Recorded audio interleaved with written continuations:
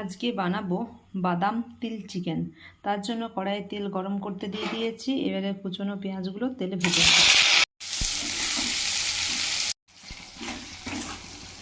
পেঁয়াজটা ভাজা হয়ে যাওয়ার পর আদা রসুনের বাটা দিয়ে দিয়েছি। আদা রসুনের বাটাটা একটু ভেজে নিচ্ছি ভালো করে। মশলাটা ভাজা হয়ে গেছে। এর সাথে নুন, হলুদ, কাশ্মীরি লঙ্কার গুঁড়ো, ধনে গুঁড়ো আর জিরে গুঁড়ো দিয়ে মশলাটা একটু ভালো করে কষিয়ে নিচ্ছি। এর সাথে টমেটো সস দিয়ে দিলাম। এর সাথে এবার ম্যারিনেট করা চিকেনটা দিয়ে দেবো। ম্যারিনেট করা চিকেনে আছে নুন, হলুদ, সরষের তেল আর কাশ্মীরি লঙ্কার গুঁড়ো দিয়ে এটা চিকেনটা ম্যারিনেট করা ছিল আধ ঘন্টা, সেটা দিয়ে দিলাম।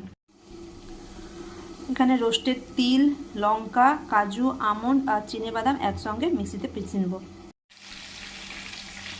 চিকেনটা কষা হয়ে এসছে। এরপরে একটু তিল আর বাদাম বাটাটা দিয়ে দিচ্ছি। এর সাথে চিনি দিয়ে দিয়েছি। এরপরে 10 মিনিট কম আঁচে হতে দেবো এটা। উপর থেকে ধনেপাতা, গরম মশলা আর রোস্টেড তিল ছড়িয়ে নিয়েছি, দিয়ে এগুলো একসঙ্গে মিশিয়ে দেবো।